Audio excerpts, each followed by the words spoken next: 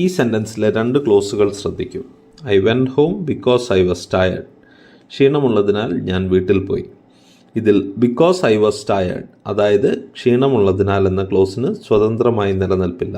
വ്യക്തമാക്കാം. വെറുതെ ക്ഷീണമുള്ളതിനാൽ എന്ന് പറഞ്ഞാൽ അതിനർത്ഥമില്ല. ഇതിനെയാണ് നാം വേറൊന്നിനെ ആശ്രയിച്ചു നിൽക്കുന്ന അഥവാ ഡിപ്പെൻഡൻറ്റ് ക്ലോസ് എന്ന് വിളിക്കുന്നത്. എന്നാൽ ഇതിനു വിപരീതമായി ഐ വെൻറ്റ് ഹോം എന്ന ക്ലോസിന് സ്വതന്ത്രമായ നിലനിൽപ്പുണ്ട്. നോക്കാം. ഞാൻ വീട്ടിൽ പോയി അഥവാ ഐ വെൻറ്റ് ഹോം. ഇതിന് നിൽക്കാൻ വേറൊരു ക്ലോസിൻ്റെ ആവശ്യമില്ല. ഇതിനെയാണ് നാം ഇൻഡിപെൻഡൻറ്റ് ക്ലോസ് എന്ന് വിളിക്കുന്നത്.